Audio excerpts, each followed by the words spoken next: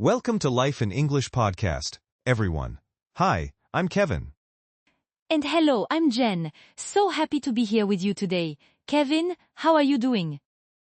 I'm doing very well, thanks Jen. A little tired, actually. I was lost in the city center earlier. Haha. Oh no, haha, seriously? That's perfect for our topic today. Exactly. Today, we are talking about a very useful skill, asking for and giving directions in a city. Yes, super important. Even with Google Maps, sometimes you need to ask a real person, or your phone battery is dead, you know? Oh yes.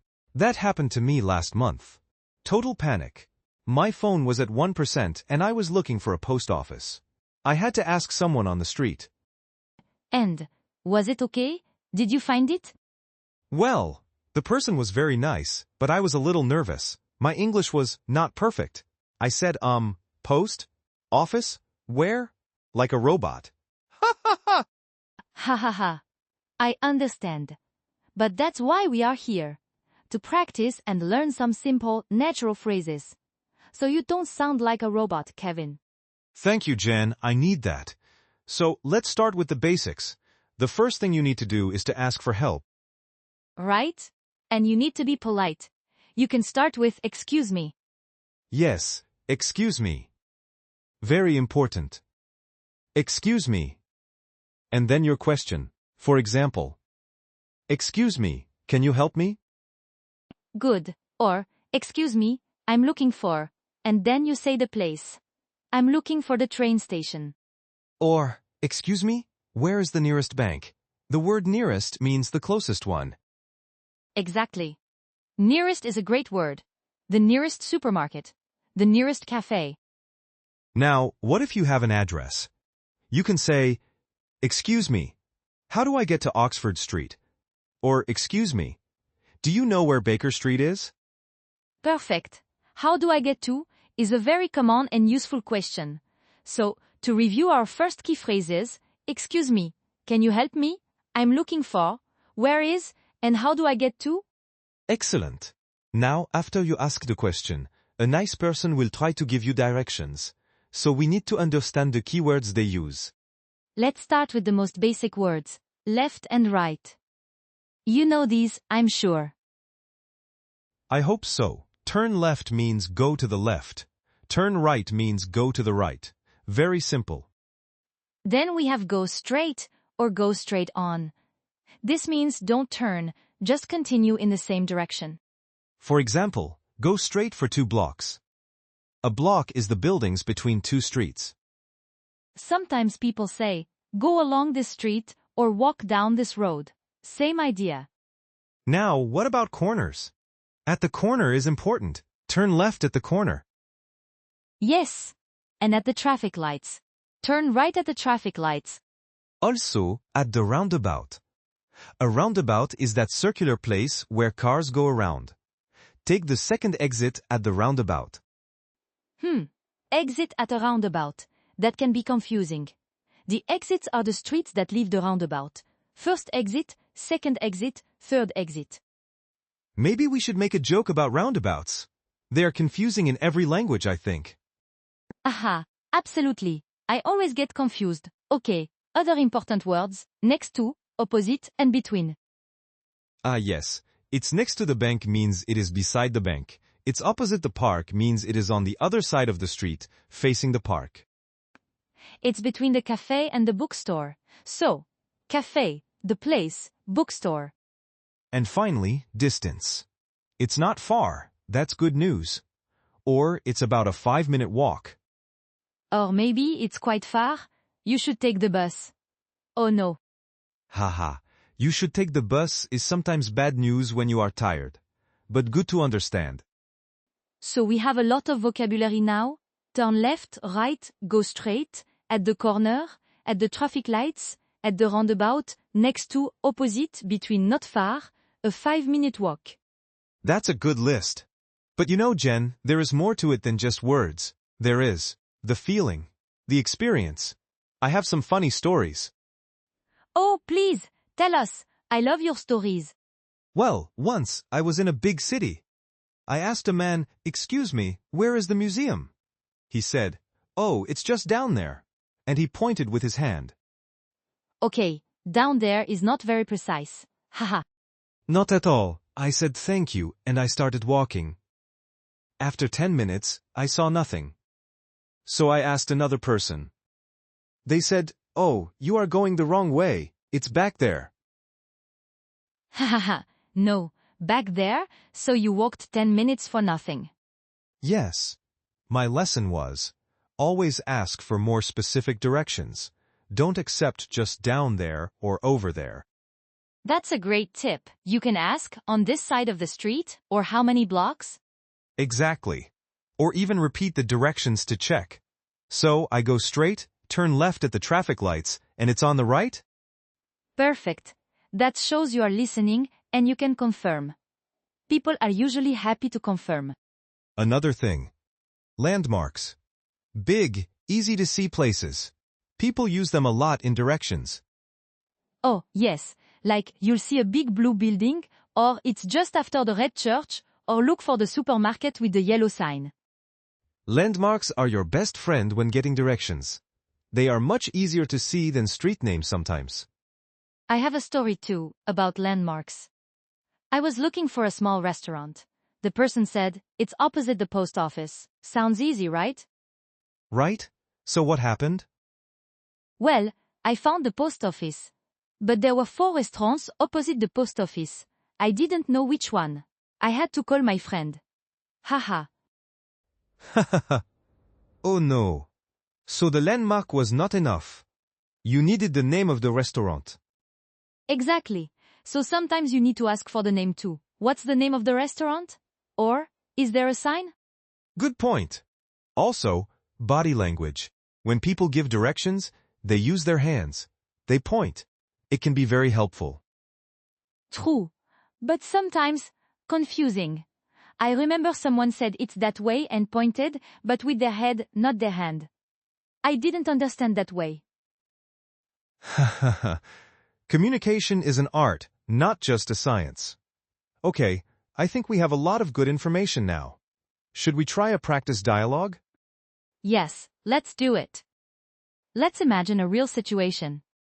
Kevin, you are a tourist in London. You are lost. I am a local person, walking in the street. You ask me for help. Okay, perfect. I'll be the tourist. Let's start. Clears throat. Excuse me. Hello? Can you help me, please? Oh, yes, of course. What are you looking for? I'm looking for, the British Museum. Do you know where it is? The British Museum? Yes, I do. It's not far from here. Oh, that's good. How do I get there? Okay, you are here now. Go straight down the street. Keep walking for about 5 minutes.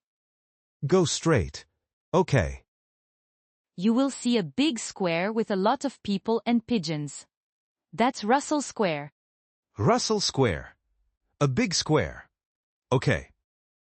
At the square, turn left. Then go straight again. Walk for 2 or 3 minutes. Turn left at the square, then go straight. Yes, then you will see a very big classical building on your right. That's the museum. You can't miss it. On my right. Perfect. So, let me check. Go straight to Russell Square, turn left, go straight, and it's on the right. That's exactly right. Well done. It's about a 10-minute walk total. Thank you so much for your help. You are very kind. You're welcome. Enjoy the museum. Back to host voice. And, scene? Haha. That was good, Jen.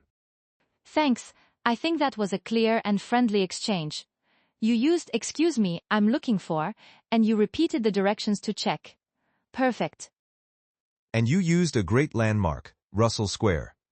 And you said, "You can't miss it," which is a nice, reassuring phrase.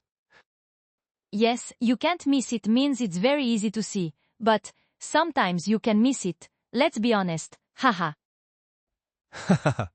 True. Okay, let's try another one, but with a small problem. I'll be the local this time. You are looking for a specific cafe. Okay, I'm ready. in tourist voice, excuse me, sorry to bother you. I'm trying to find the Cloud Cafe. The Cloud Cafe? I think I know it. It's near the library, right? I'm not sure. My friend said it's on Maple Street. Maple Street. Oh, yes. Maple Street is the next street. You need to go to the traffic lights and turn right. Turn right at the traffic lights. Yes, that's Maple Street. Then walk down Maple Street. The cafe is, it's between a pharmacy and a flower shop. Between a pharmacy and a flower shop. Great. And is it on this side of the street, or the other side? Let me think. It's on the left side. So, when you turn right onto Maple Street, it will be on your left. Maybe number 45 or 47. Left side, number 45 or 47. Thank you. That's very helpful.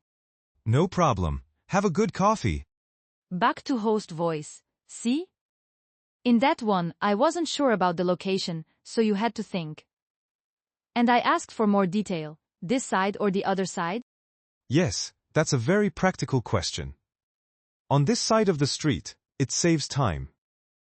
Okay, let's do one more, a little more complex.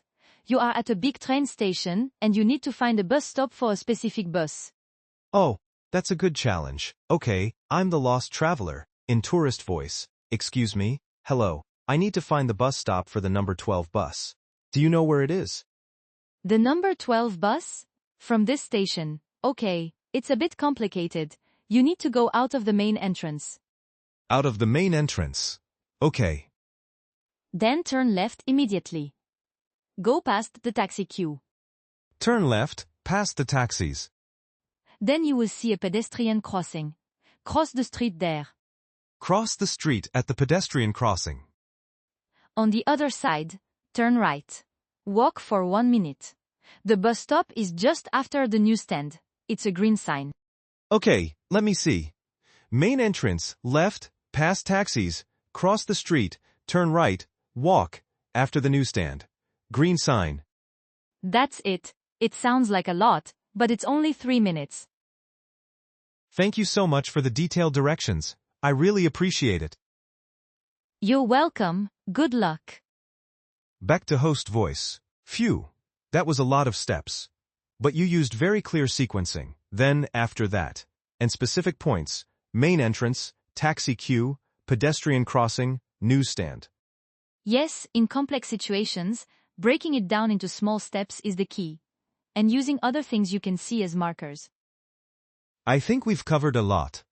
We should do a quick review of the most essential phrases and tips for our listeners. Great idea. Let's make a mini guide.